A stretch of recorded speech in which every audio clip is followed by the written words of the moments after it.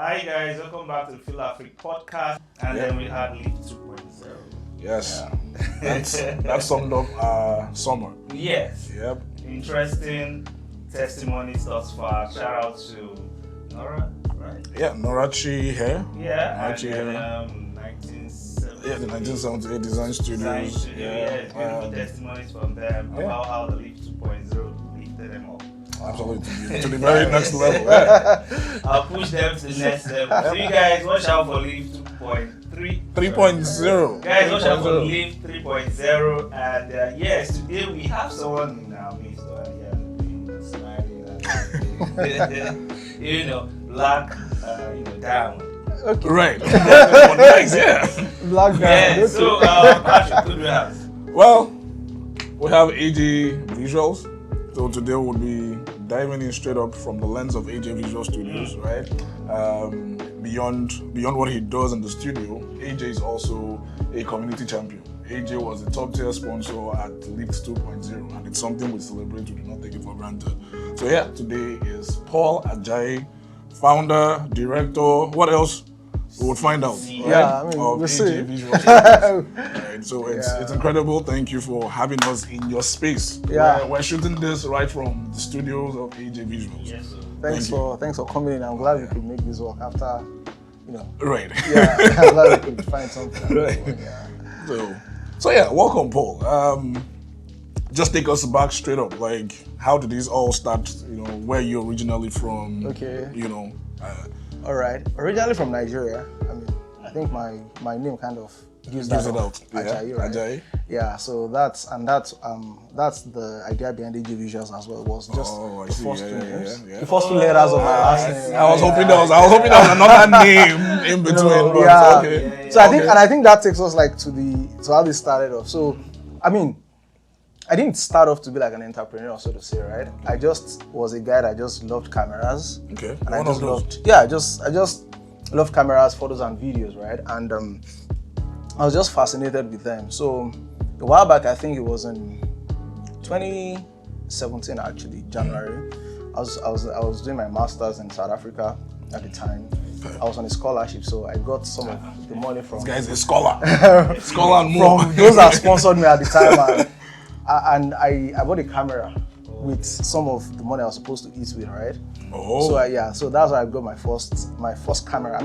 Before then, while I was in Nigeria, I had a camera. Those days it used to be digital camera. Right. I remember telling a lie to my dad that we needed it for school, and he bought it for me at the time. Then I lent a friend who was going on a field trip, and he lost that camera. Oh.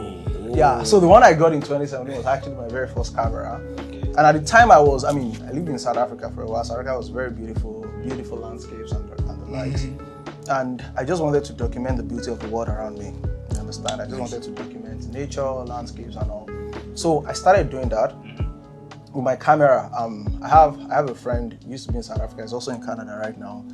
Yeah, he's based in Alberta. So we started off together at the time. Just take pictures of everything and anything. Not because we wanted to, not because they were paying us for, but because we just found joy in it, right?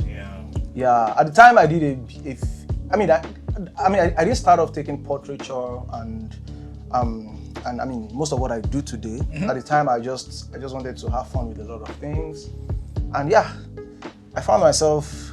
I just found myself here, like just doing this for business.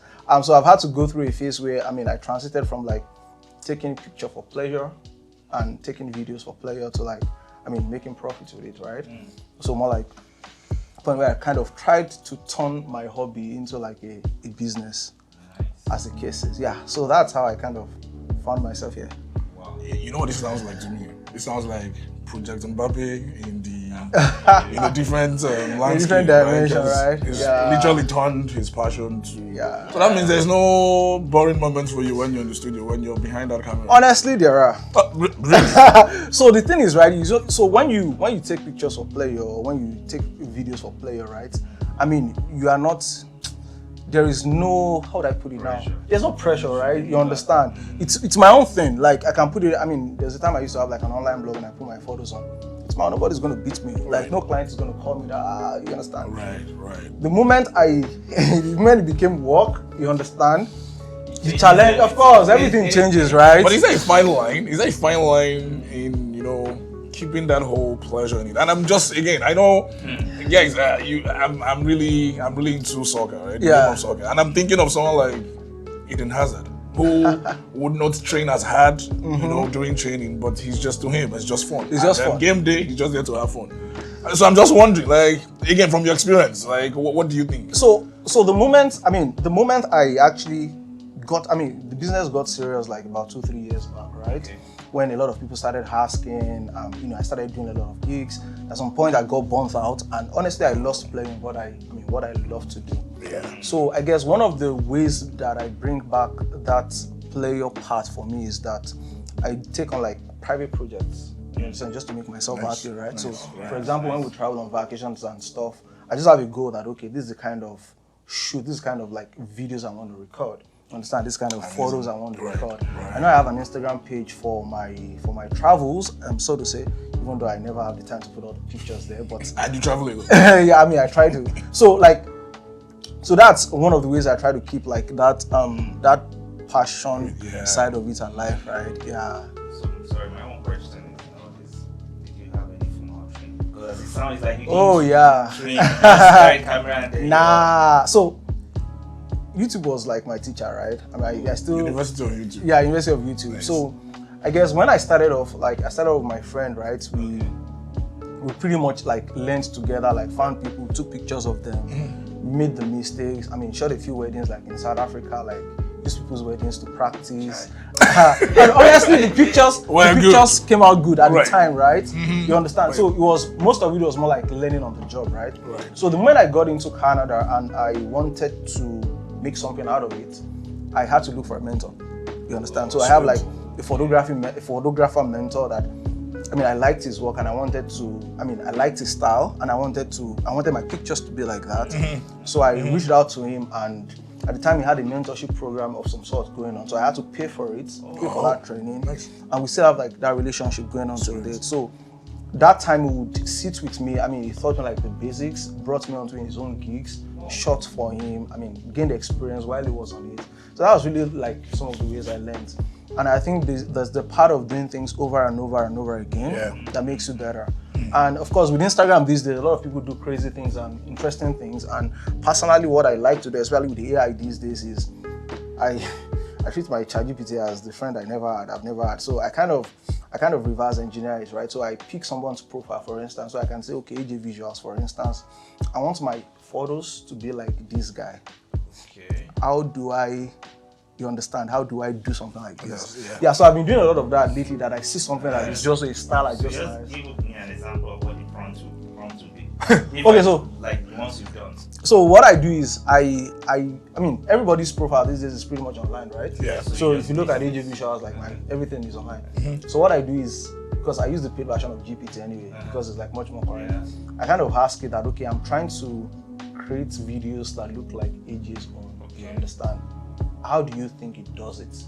And a lot of people on the internet, they tell you like some of the gears they use and stuff like that. So there are instances where I say, okay, this guy uses Sony, for instance, and I know that he uses Sony and maybe he shoots a certain style. A lot of people talk about how they shoot on the internet. Yeah. So I kind of ask GPT, how this guy shoots Sony? How can I make my videos like this guy? I just pretty much tell you the settings, you understand? Tell you the settings.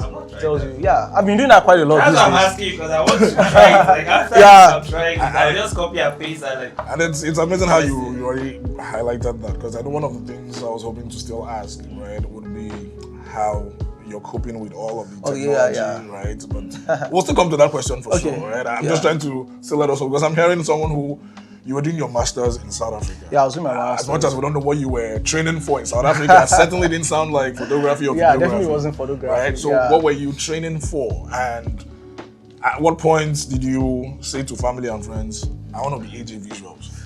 Okay, so I think at the time I was doing my master's in geospatial analytics and remote sensing. So it's just geospatial analytics and remote sensing. What is that? So it's just a study of how would I put it?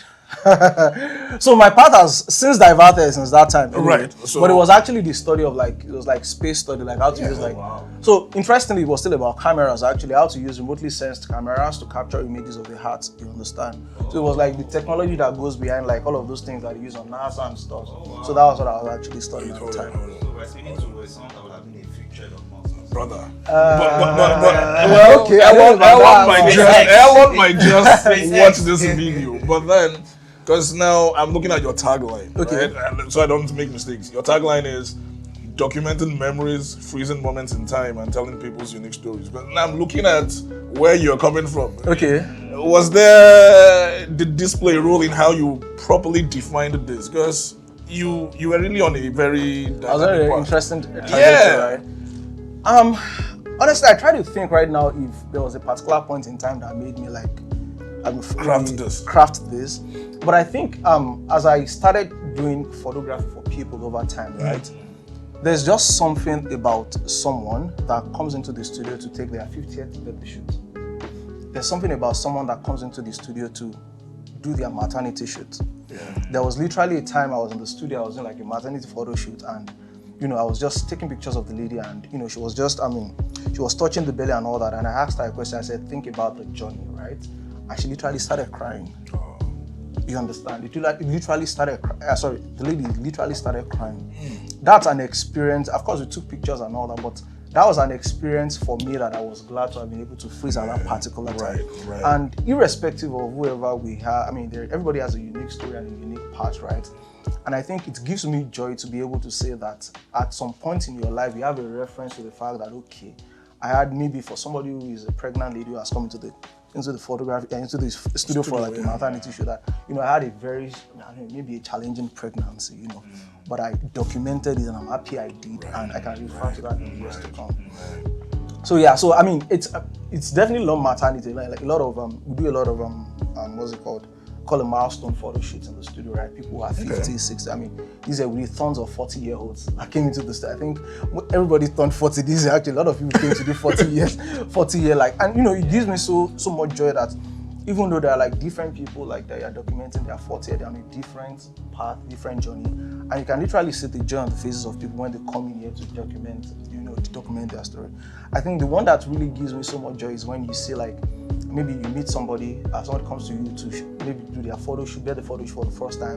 When they're getting married, they come back to do a photo shoot. It's like you literally Man of God. Because I was about asking you, because based on what you said, I'm like, you most likely would be the best, point of call for people to take their journey. Yeah, like that journey, right? So imagine like, my child at 1, I come in at 5, at 10, and then... the interesting thing is that, like there are instances like, you do maternity, you take them. And when they want to turn 1 year, right? I used to run away from taking toddler photography, right? The studio most time. Yeah. We have like a lot of other photographers in the studio right now that we come into the studio to do, but I like to run away from you because I'm like, if you've ever taken a toddler, I know. I literally don't do, but there have been so many parents that have insisted that I want it to be. Yeah. But I'm telling you, like there was one time that was my assistant that was actually taking the photographs, and the lady called me and was like, I actually want it to be you. I'm like, this guy's as good as I am. Say I understand, but I want it to be you. Eventually, I had to come into the studio. I didn't do the photo shoot eventually, but your presence. Just the joy of that. Yeah. Me being on all those milestones. Yeah. That's one of the reasons why I think, that tagline kind of speaks more to the story. There's really more to photography than just being in it for the money. Yeah, like it's a whole lot of journey. So imagine a young girl comes in pre-wedding photo.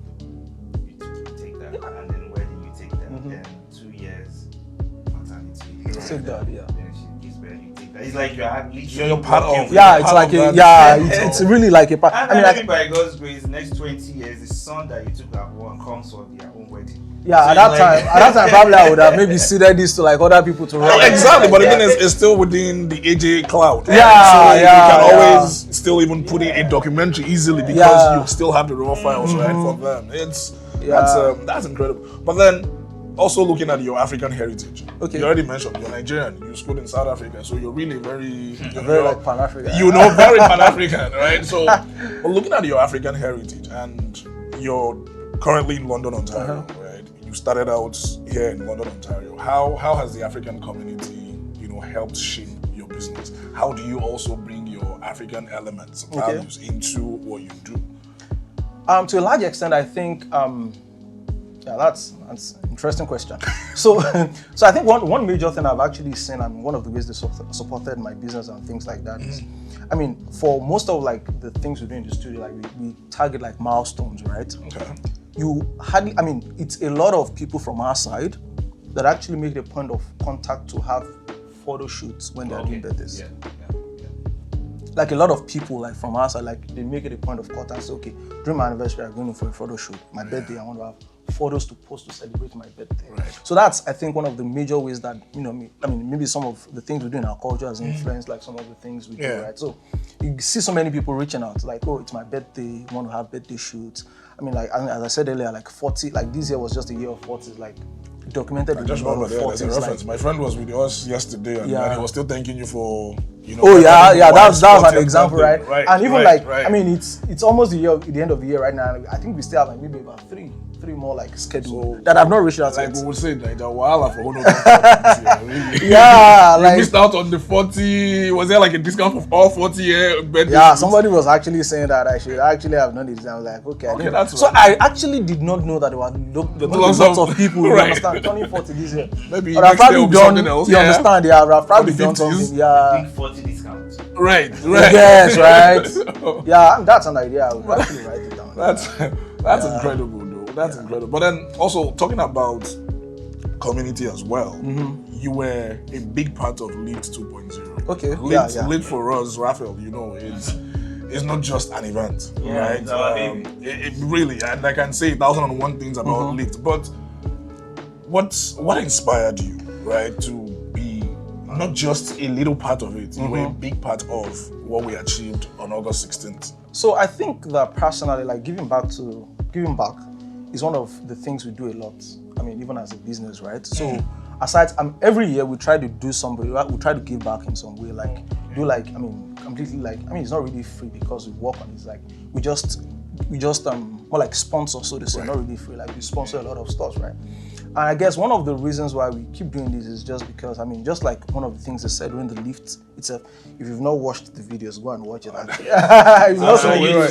on YouTube and Instagram. Yeah. So one of the things I really learned is the fact that, as African businesses, people that, come into Canada, they want to get something going, there's quite a lot of challenges to, get the word out there, right?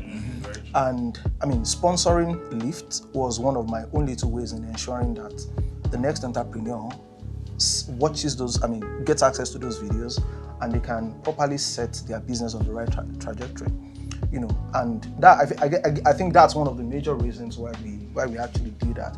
And of course, the other thing as well is, there's a question about how I give back to the communities.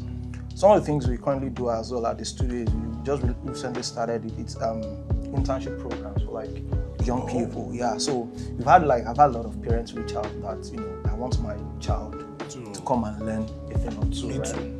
I want Alisa to come and learn. I want to learn. You want to? Oh, okay. We're talking about young people. Yeah, talking about young. No. And I think that actually came from the direction, those of us grew up in Nigeria, right? And during your long holidays, right? Right. And parents don't just want you to be idling around. Absolutely. Learning skill. Yeah. So But is there a system to apply for it? So we're actually working on like some sort of system to apply for especially for like next summer, right? For like next year. But for now, we have I think 1 or 2 people with us that have actually that we've worked with us. We've taken them out on like private events. Sweet. They've learned how to do things under pressure and things like that. And sometimes I even give them assignments that this event, your assignment is to deliver a highlight video for me at the end of the day. They say, oh, okay, I can't do that. I don't have a camera. You have a phone. Do it with your phone. Use your phone. So we've so that internship idea that for like teenagers and people in high school, those are some of the things we are currently doing to like give back to the community as a case. That's amazing. That's incredible. We should really put the word out there. Yeah. That's really because I can imagine how many more people would benefit from it. Yeah, I'm sure. Like I know a lot of people would definitely benefit. Yeah. The guy that I think was last year started working with us. Right now, like almost every summer, I always call him. Is there things to do? He comes around. Yeah, exactly. Yeah. I think when you put the structure down, I don't think don't mind. Oh yeah, Truly. I mean, we are working on some sort of structure to make it a bit much more formal, right? So that everybody knows what the wins are and what the gains are at some point. Yeah, but that's some of the things we are doing in our own little way at the moment. Nice. Yeah. Nice. I know Raphael likes to ask about business and business side of things. Okay. So I'll help him ask the first question, right? Yes. But talking about business, what's one thing you wish you knew at the beginning? At the that would have beginning. helped you, run this business maybe differently. So I think for me, right, is okay. It's interesting. Because I was thinking about some of the earlier mistakes I made, right? I was like, okay. Right. Wow. Yeah, so I think one of the things that I would really have done differently was actually seek knowledge and business knowledge, right? Because if you are coming from the kind of background that I am from, right, which is you have a hobby that you love so much and you're trying to profit from, it's a whole different ball game compared to when you actually set out to start a business. Right. So for example, right now, let's say I want to buy a new business, or maybe like diversify or add like maybe additional businesses to my portfolio. I would do it in a different way because my passion and interest is probably not in that business, but I would learn how to be able to make profit in that business. You understand? Yeah. Study just look at the business, examine if there's potential losses or gain in it, and know what I can do to set it on the right path. One of the mistakes I made in the earlier days starting off was that it was just a very emotional decision to start making money from photography and videography, as the case may be. Yeah, it was very emotional because I had a skill, people were asking for it. I'm like, okay, good opportunity. Yeah. Let's do this and make money, right? But there are so many things you do when you're starting a business that I didn't do back then. So for example, things like for example, market survey. There are tons of areas that you can do photography, right? You can do fashion photography, you can do family, you can do wedding. Tons of things, right? Yeah. How decide on what to focus on. So earlier days, I did a lot of things. I did product. Yeah, I did product. I did a lot of things and things. So I dabbled my hands. I tested a lot of things. And it was actually because at the time it was just, there was not a lot of thought about what I wanted to do. There was not a lot of thought about who my target audience is and how I really wanted to make, how I really wanted to make something out of what I was doing. Right. So that was one big mistake I made at the beginning. But with mentors, it gets better because when I started getting mentors, I have about 3 mentors right now. On different things, right? So I got a photographer mentor, and he started teaching me how he does things in his own business. You understand how he says, as a photographer, for instance, if somebody gets to your page, they ought to be able to know what they would hire you for. Sure. So for example, Please say that again, just in case someone was just listening. Yeah. So your page is more like a portfolio, right? Right. So if I come to your page and I want to hire you, I must be able to know what I want to hire you for. So let's say, for example, let's say you want to do wedding photography, for instance, you shouldn't have pictures of toddler babies on your page because people who are looking for weddings won't reach out to you, right? So your portfolio, what you are putting out to the world, should actually be targeted towards the kind of clients you want to have. So that's why, personally, I know how to separate. Okay, I know I have a page where I like to travel and put pictures. There's a separate page for it, right? There's a separate page for I think I have a separate page for weddings and another thing, maybe for videos or stuff. But my major page is what the things I want people to hire me for. That's what you see on my page, right? Yeah. That's intentional marketing. Yeah, that's been intentional branding and all that. Yeah. So Patrick already said it. If he didn't ask, I would have asked it. So now I like to be more clear. Okay.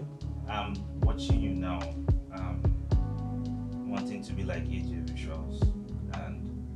How do I start this? You've already mentioned having a focus, having that clear demography of what you want to serve. But at the same time, just like you mentioned, I might like wedding, I also want corporate. But I think you also said that you can actually divide your profile. Yeah, because even him too, he has some range of services he does offer, right? Photographers have, real estate page. They have their wedding page. So if you're a real estate guy, you just see that one, you just hire them. So it gives that clarity. Yeah. So just what would you tell me to do? I come to AJ Visuals, I have $2,000 or I have $1,000. I want to enter into photography, videography. What should I do? Oh boy. You know, I started laughing when you said $2,000. That's where you started from. I'm a from young your boy. phone. I just saved my money. You saved your money, but you still have a phone. You have an iPhone, right? Yeah. Okay. I have the latest iPhone 17 Pro Max, and I have $1,000 saved. AJ, how can you help? Okay. So I guess, I'm glad you answered. So you asked that question because, like, starting off, like, these are some of the challenges I faced, right? About how to start off and all that. And I think from the various things I've learned these days, I know that there's a lot of craze. If you watch a lot of videos, YouTube and Instagram, there are a lot of people talking about big cameras of $5,000, $6,000, $10,000, right? And it is, some of those people are actually paid to push those products. Sure, you understand, right? True. And if those are the people you listen to, you think you never make anything tangible. Exactly. You understand? So I think my advice would always be that get the cheapest thing that works. You understand? Get the cheapest device that works. At least starting emphasis on that works. You understand that works. So that works could mean that, let's say for Sony, for instance, I shoot Nikon and my photos, you shoot Sony for videos, right? But let's say somebody says, oh, they want to do say they want to start taking photos, and I say, okay, go Nikon route, for example. I'm not marketing for Nikon or anything. Just say that's there. Just go Nikon route, for instance. The question is, okay, what is the minimum device that I need to push something out? You understand? So it means that if you want to go the mirrorless camera route, you're looking for cameras. You're looking for cameras at the lowest. You understand, right? Yeah. So maybe that is a Z5 or let's say a Z6. I don't know which one it is these days. Then.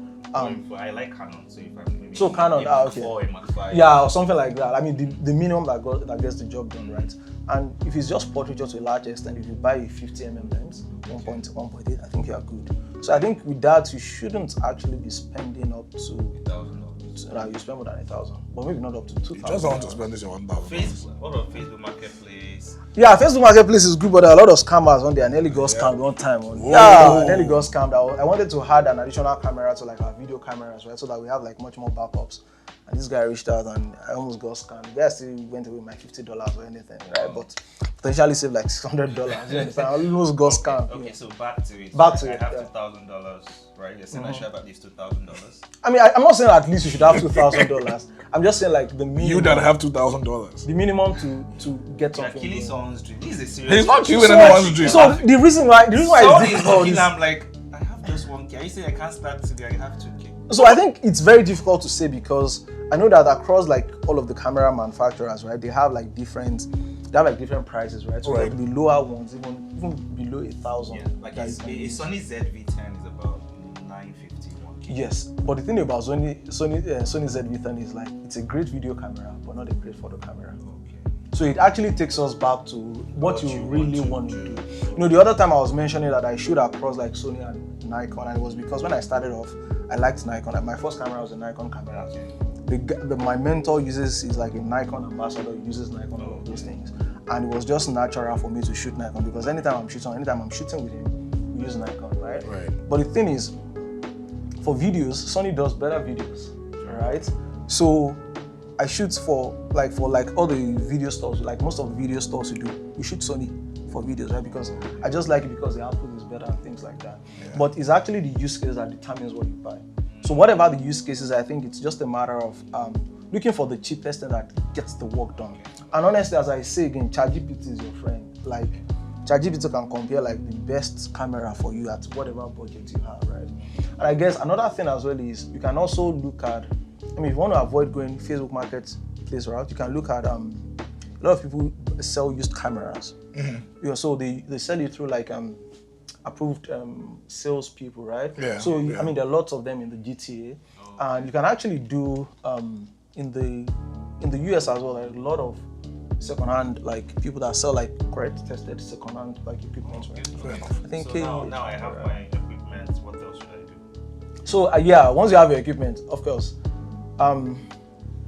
So I want to say one of the things I used to say to my friends. So to a carpenter, right? A farmer's hoe, a farmer's cutlass is very useless to them. Yeah. So you get them. So if you're a carpenter, right, and you are trained to do woodworking, right, and somebody gives you a cutlass. A cutlass is what farmers use. It doesn't make any sense to you because you don't know how to use it. So whatever thing you have to learn how to use it. So you have to now pursue knowledge. So that's the part of getting mentorship comes in. YouTube, and a lot of times, like there are these days there are schools that actually offer photography as a course. You understand? So you can actually go for training or find somebody to intern or learn with. Yeah, that's the next thing. I know you have people that intern with you.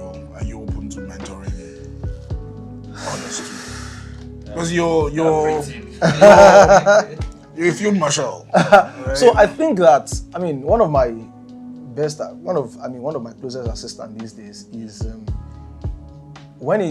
he came to school at Financial. We met at church, and he's never. He was also the person that was at the Nala thing yesterday. Okay. You understand? Yeah. When I met him, the closest he's ever done to holding a camera was he used to model, right? So he's never really held or done anything close to like taking pictures and all that. I've been working together for like maybe over 2 years, going to 3 years right now. Wow. And he's at a space right now that I can, he can go and do stuff, and I'm okay that he's going to do well, both in like photography and videography. You understand? Yeah. So sometimes I have time to mentor and to teach, but I think at some point maybe that's something we have to probably start doing. I know a question is get to a point where you say like, what are your long-term goals? Right. I don't want to get to that piece here, right? Okay. It's pushing me back to our semi-script, right? No, feel free to like. No, it's fine. That's what we're about, right? So at the end of the day, it's telling real stories of real people, right? But there's one thing personally I love about AJ Visuals, right? Is your authenticity. You're authentic. My beard. Well, maybe I'm also trying to groom my own to be like AJ and several of them, but the Lord who did it for them will do it for me. Because what God cannot do, he said it does not exist. It has to happen, right? But then, with the way technology is evolving, with this whole AI stunts, how are you coping and maintaining that authenticity, and how would you also encourage someone else to maintain the authenticity? So I think, these days a lot of people, we talk about AI a lot. We've said it several years. So I think it's majorly, I wouldn't say, so it's more like an assistant that has come to stay, right? And I think a lot of people have to understand the role. Start seeing it on other lights. So when it came, I know when it first came, one of the very first AI tools that came into like the creative space in general, like podcasts like this that have like 3 camera angles. One of the very first set of tools that they did was they built a tool that once you load your video into like Premiere Pro and all that thing just cuts everything off. Makes it that looks as if you have 3 cameras. You understand? Yeah. Raphael. Even if you have you mention this one since. Even if you have like 3 cameras, you know how normally, so if you are shooting like 3 camera angles, you have to do like multi-camera editing and all of those things. The tool itself does it for you. Okay. So you are saving like maybe an hour or two just chopping up clips. Okay. Makes your life so easy, very fast. That's the assistant part. Yeah, that's the assistant part. But that's what I'm saying. Like a lot of times we think it's coming to take over, right? Isn't it coming to take over? I'm not really. Really? Yeah, I don't think so. Okay. And with the tools we have now, I don't need visuals to shoot my product ad actually. Yes. But so it still would not be like AJ Visual. So you know the thing about it, right? It depends. Now, before if I was going to model this outfit, I needed you to come and take the shot. But right now, I could just put the shot, include on a mannequin, and then it does everything for me. So I think it's perspective. And I say it's perspective because, the way I like to think about it is this, right? Let's say, for instance, there are 500 people that sell products out there. 500 people that sell products, right? I can tell you that 500 people will not have time to start writing prompts on AI to generate what they want to do for them. You understand? There are so many people like, I know that, as an entrepreneur your time means so much to you, right? Sometimes you'd rather pay someone to do that for you than do it for yourself. Yeah. You understand? So it's more like it's subtly creating another avenue for creativity for people who are creative to make money. Sure. So if I was somebody that was operating like a product space and I want to put myself at an advantage, I won't be thinking about people writing prompts for themselves. I'll be thinking of, okay, how can I use AI in such a way that even the owner of the product does not know how to use it the way I would use it? Yes, because there was one time I saw one picture on Twitter about somebody who makes shoes in Nigeria, right? So the lady just posted that she's like, she makes shoes, come and buy my shoe and all that. And somebody took that picture, right, wrote a prompt and kind of changed it. I mean, when I saw the picture, I was like, I think I saw something similar too, yeah. Okay, so imagine if a creative house in the future is not really about the hardware, but about the mindware. Yeah. I just thought about that mindware. So you get them. So imagine mindware. So we're in this age where anything now can be monetized. Yes. Your thoughts, your mind, what you can think of, visualize. Yeah, that's really like, Absolutely. and I think for us as well, like one of the ways by which we use like AI in like some of the things we do, like actually all the tools we use these days have some sort of AI in them. Yeah. You understand, right? I mean, AI that keeps the identity of your client safe anyway. Photoshop, Lightroom, all of them have AI stuff. There are so many AI tools right now that if I shoot, so for example, right now, if I shoot an event, I mean, this year, like one of the things we're able to do was we're able to deliver like highlights from an event in less than 24 hours. Yeah. Incredible. Because we have some tools that can make it faster. We're on camera, I'll tell you after. Nice. Hey guys, see my mouth. So, Is he holding? So no, I'm not. No, he's not. I'm He's trying not. to argue I also with you, don't but, agree. Like, He's if I say like nobody is paying me for the advert or anything. Absolutely. Like, it's not as though I want Absolutely. to make money or anything. I'm just trying to say that there are lots of tools that in so many industries, not even in the photography industry, so many industries, there are lots of tools that people have now made out of AI that makes your job faster. So honestly, if you go to ChatGPT or any of this popular stuff and ask the question, it's going to tell you like a lot of this stuff. I mean, going back to what you were saying the other time about product photography, right? Yesterday, I came across the profile of some guys, actually Nigerian in Canada, actually, I think in Alberta or DC, and he started a software company. It's an AI company anyway. And what he's doing is like he's doing furniture. It's a furniture staging software. Furniture staging. Yeah, software. So it's, like when people create furniture and when they want to sell it, like showroom, like IKEA kind of stuff. Yeah, but you need it on the website. And most times for people so the way they used to do it is if you want to show it on IKEA in someone's living room, you have to put it there physically and all that. So what the guy did was that he created a software that helps people do that. Yeah. You understand? So that is good. So a lot of people are like subscribing, but another thing I now realized was that photographers whose main work was to do staging, right? Instead of doing it the way they used to, they are now subscribed to a software that helps them do it better. So you would normally have thought that now that there's a software that does this, I've lost my job. Exactly. You understand? But there are people who are now taking advantage of it by saying that, I know that IKEA MD or CEO won't have time to be saying, okay, let me write prompt to generate it. They will still need someone to do it. So in essence too, what AJ is saying is, they are still tools. Yeah, they are still Someone tools. has to use the tools. Yeah. It's just a function of. So we are saying people should now move to learning the tools. Yes. And not being afraid of the tools taking their job. Yeah. And also making sure the tool doesn't take their job, bro. Yeah. Keep the tool a tool. Because the thing is, someone has to use the tools. Yeah. Okay. Someone has to use the tool. Okay.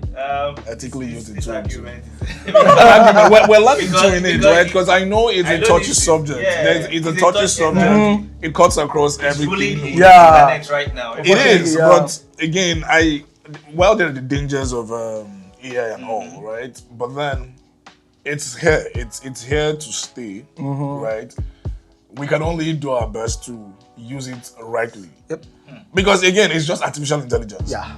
The more it's getting all of these prompts, the more it's building its capacity and all. But then at the end of the day, you don't want to, like AJ is saying, you're trying to edit a video of 6 hours where there's a tool that would have made it happen for you in 1 hour. The tool wouldn't have done it otherwise if you didn't also put the prompt, you didn't upload the raw file and all that and all that. Like you said, it's a touchy issue because they argue that back then 6 hours video, I would probably need like 3 editors to just cut it faster, depending on the kind of agency I'm running. But now with AI too, So I just need 1 editor. right. So let me also those two that prompt. So- So that means 2 people have lost their job. not So, no, exactly so I because see the people from who the- also created the software too were not in business before. Yeah. Now they've created the tool. And apart from that, right, I see it from as I said exactly earlier, it's like perspective, right? Now think about it from the perspective that, so initially, let's say you take 100 videos and you need like 3 editors to run through them. You understand? Right now you need one person. Just one person. But why not think about it from the perspective that right now you can also go from doing 100 videos to like 400 videos. I still need those people. For me, so that's what I'm saying. You get what I'm trying to say. So it's really not. I mean, definitely, it puts some people at the lower end of losing their job, but at the same time, for like the business person, is like a productivity perspective as well. That I can now do more, Absolutely. even with what I have, without having to hire more. Because without it, you would have probably needed to hire like maybe 7 people to do the job, right? But you can scale up from there. It makes it even more expensive for the end user. The person who has to pay. And I guess another thing, I mean, I heard about something you said the other time about some of the challenges I faced when I was starting business, right? Was the fact that I wanted to do everything on my own. Yes, because as somebody who was starting at the time, you wanted to build a website on your own, you wanted to do this on your own, you wanted to do this on your own. And you now find out that you do so many things, substandard looking things that don't even make sense for the kind of brand you're trying to do. Right. So but I only have $1,000. so I mean, I get that. I get that $1,000 point. But that's where collaboration will still come in. Yes. That's where you dig into. Okay, come on. What friend of mine does this, right? Very true. Yeah. And that's what FilAfrik does. Like, Yes, so there's instead FilAfrik. of just sitting down and say, okay, how do I craft that business plan? How do I get grants? How do I position myself? You can reach out like to FilAfrik team and say, okay, guys, I want to do this business. Help me. Yep. And we'll just sit down with you. Cut it up, this is your demography, this is who you should face. Come up with that strategy and all, drop. And all you just need to do is focus on your skill. And because just like there's no way, of course, not still make reference to Lyft, right? I remember, like Pastor was saying, when he shared a story about getting his mother-in-law to help make a deal happen. My point is, you're never alone. Yeah. There's always someone in your circle that can be of great help to deliver on that dream you have, right? So just reach out. And it actually takes. I mean, as we were saying those things, I just remember that this year actually I had like a lot of business owners actually reach out for like things that they needed for their businesses, right? And I mean, lots of businesses like, I want talking head videos for my business, and I want to run this ad for something, I want to run this ad for that, and things like that. And most of them will tell you that, okay, we know this is your price, but we are starting off. What can you do for us? You understand? I mean, that doesn't sound like I'm one of those people who would have said, "We know this is your price." No, but it's just back to the point that I mean, sometimes there are people business, or there are people that we can maybe relate and say, okay, this is what we can do for you, right? Absolutely. From the discount perspective. Absolutely, yeah. But not that every time you now come back, you're not looking for this. No. Right? You understand? So I'm just as you say, like there are a lot of people within the community that can maybe give you a bit of discount to get your things going. But I think it's always good to also remember that now when you have your things going and you are now at the point where you want to be, and you now have like a bigger budget to run those things, you don't start looking elsewhere. Because there are people that actually have to when we are trying to grow, right? Yeah. Absolutely correct.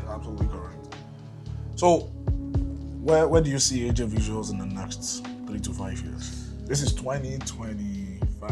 It's 2025. If we were to have this podcast again in 2028, where would AJ Visual be? Oh yeah, that's a big question. The Spirit of the Lord is here. So you want me to prophesy? Well, however it is. So honestly, I mean, man can only propose, right? And we have goals actually. I mean, one of the goals we have, like one of the long-term goals, is to be like a creative powerhouse. Not just serving like Southwest Ontario, but like Canada at large. And when I say creative powerhouse, the direction I like to think about it is, a creative house that has a lot of things. So you have like different departments doing different things. I mean, different departments doing weddings, different departments doing videos for like events and things like that. And I think a big part of one of the areas we really desire to be able to operate in the next let's say 3 years is actually the area of like mentorship and interning as well, right? I'm trying to like build that next generation of like young people who have creative minds and who like storytelling that are willing to use either like the power of photography or the power of videography to tell stories, right? So that's one of the long-term goals that we have, right? And it's interesting because I see FilAfrik in that long-term goal. You remember we had a conversation? Yeah. Oh yeah, I remember the conversation. So so we're cooking something, FilAfrik and AJ Visuals, and we're cooking something where we're going to be telling African stories, through movies and documentary, and that's something. Don't be surprised. He does it. He has the experience. you like movies are part of your portfolio. Yeah. So he has movies in his portfolio. So that's something to watch out for, right? But then, Raphael, what do you want to touch on again now? What's the beard oil? Right. It might just be helpful. It might just, and I like that, right? Yes. Oh boy. Sometimes I have a couple of friends that give me like problems on this my beard. I should actually start like a beard product line. You can tell, right? Honestly, I just use whatever works. I get a product that works and I just stick with it. Anyways, Okay. Anyways, well, I think it has been an interesting one. But what would you tell yourself of 10 years ago? Like 10 years ago. With what you know now. Honestly, 10 years ago was when? That was 2015. Yes, what would you tell your 10 years Oh, ago? boy. What you know now and maybe what you were doing then. Okay, so I'm a very big, I'm a child of God. I go to church and I read the Bible quite a lot, right? He's a child of God. So the thing the reason why I said that is because there is a proverb in the Bible, right? Is it a proverb? No, it was not proverb, parable. Okay. One of the parables Jesus mentioned, Jesus talked about, and it was a parable of the talents. Understand? Like, the master gave people talent, and he told them to profit with it. My favorite part and my scariest part of the Bible. Oh yeah. I think for me as well, like, it's my favorite and my scariest part. Yeah. Right? And he was talking about the fact that the master gave people talents. You understand? And the master was actually very intentional with the talents he gave you. So he gave you talents because he knew you had the ability to profit with it. You understand? So in hindsight, I wished that I had allowed myself to fly earlier. You understand? I wish that 10 years ago, I sometimes wish I didn't wait until like 2017, because 2017 when I first bought my personal camera and I picked it up, I was in grad school. Then I finished my master, started working, started a PhD again at some point. I mean, we can't go into that. Wow. because I didn't know that part. So when we'll we come for like, episode 2. I know. You just called that AJ Visuals. What would have been? What would have been? Yeah, so I mean, I say that because when I picked up the camera in 2017, and I started taking pictures, I mean, because of what was going on in my life at the time, which of course valid, I was in school, I was trying to make a living. I didn't grow the way I was supposed to grow, right? I mean, come to think of it, like I spent like how many years like pursuing a postgraduate degree, and today I'm not even, you understand, I'm not even using it. So I think about what if I had actually taken it much more serious earlier, you understand? Probably I would have gone farther than, you understand? So to go back to the parable I was saying is that everybody has that talent that God has given them, right? I'm personally of the opinion that everybody has something to give. And maybe this is for somebody thinking of maybe starting a business or something. There is something in you that you can actually profit with. Anyway, so I guess for me, right, it's about, if I go back in time right now and think about and advise myself, I probably have advised my younger self and said, okay, see, the master has actually deposited this thing in you and he gave you certain interest in certain things, and you should actually start using them on time. Because I feel like if I had started earlier, I would probably have gone more than the level where I am right now. And they used to say that the best time to plant a tree is like 25 years ago. The next best time is now, right? So I probably have told my younger self to like take it serious a little bit earlier, and just trust God for how things would evolve. Really, You're truly a man of wisdom. Yeah. Because you're right. You that have not started, the next best time to start is now. And yeah, really, like everybody has something to give, like, because a lot of times people's like, oh, I want to start a business, I want to start something, right? And a lot of time we look outward, but most times I think people should actually start inward, right? You understand? You actually have to be introspective and say, okay, what can I do? What comes easily to me? What can I do that a lot of people will be willing to pay for? And believe me, I don't think there is anything in this world that people won't be willing to pay money for. Absolutely. You just need to find the people. The right people, yeah. Wow. There is nothing. You just need to find people that. No, but that's true.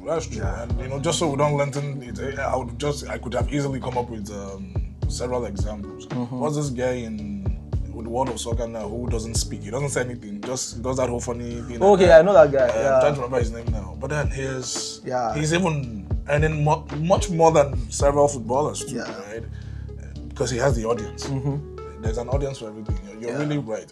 I would love for us to do that whole rapid question. Okay. Right? Very rapid. But before we get into that, right? Just also because you're a man of the spirit, anything is possible. Yeah. We've talked about Elon Musk, possibly seeing you today and saying, "Hey, I need to get in touch with that guy." But let's know if you could collaborate with any brand or any organization or any creative in the world, right? Whether they're African or from anywhere else, who might that be? Time starts now. Adobe. Yeah. Oh wow. Next question. Next question. I was expecting that, right? I was expecting them. Okay, that's Like, he nice. wants to be a millionaire. All right. Like This one is already easy. He's already given his answer before, but let's still go. Favorite camera or piece of equipment you can't live without? Right now, it's Sony FX3. Wow. Next question. You see how funny friends there. Right. Okay. Favorite African dish that reminds you of home? Pounded yam and egusi. Wow. So we know Easy. what to present when we want to negotiate. Yeah, easy.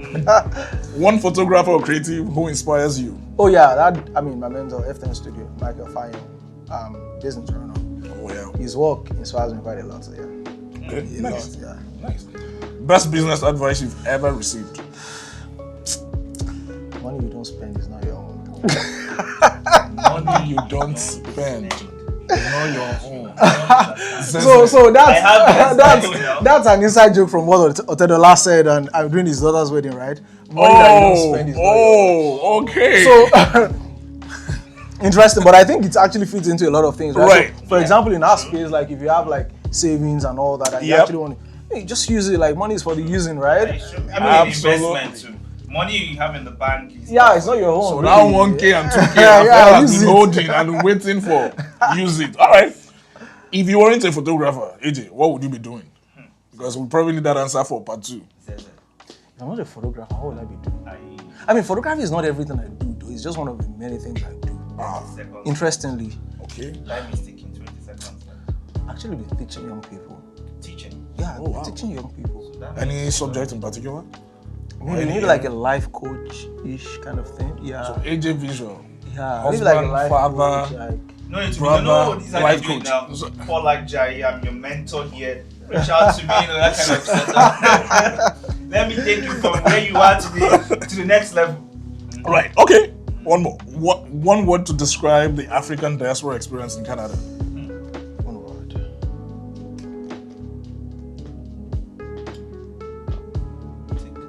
Talk. You have funny friend. Right. Who can I phone now?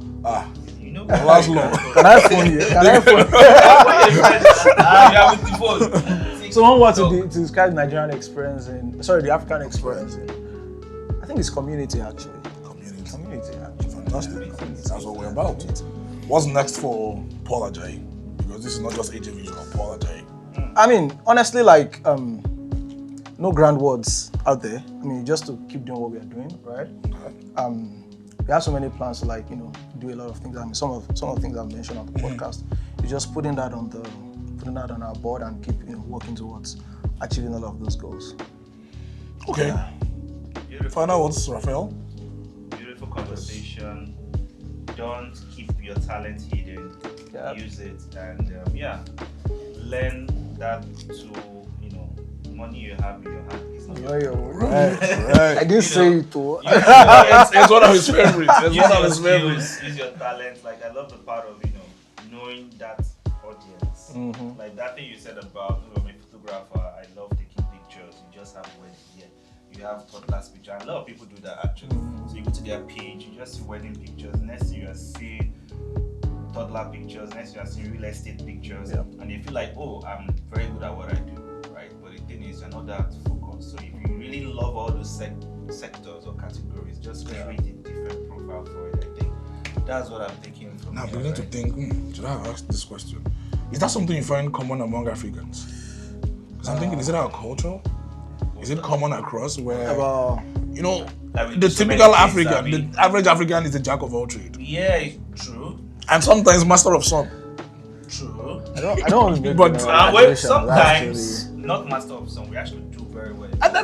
Yeah, you know, but it's just the focus, right? I mean, and that was something someone was saying, like, so this lady a while back was on Twitter and she was saying that, I think she was selling like 12 types of chin or so or thereabout, and she was selling it quite a lot, and she was happy, it was making money, and somebody was like, you know that the best way to give yourself an advantage is to identify your top 3 selling products and focus on it instead of having 12. And the lady was like, well, it's not your business. Why do I need advice from you? I'm like, and she's making money. She's making money, and it kind of makes sense what she said, right? But I started thinking about it.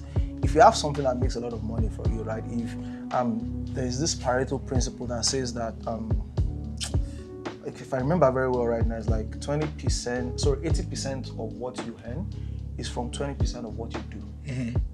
You understand, right? It's like 80% of what you earn is from 20% of what you do. So the question is, why not just focus on the 20% that you do?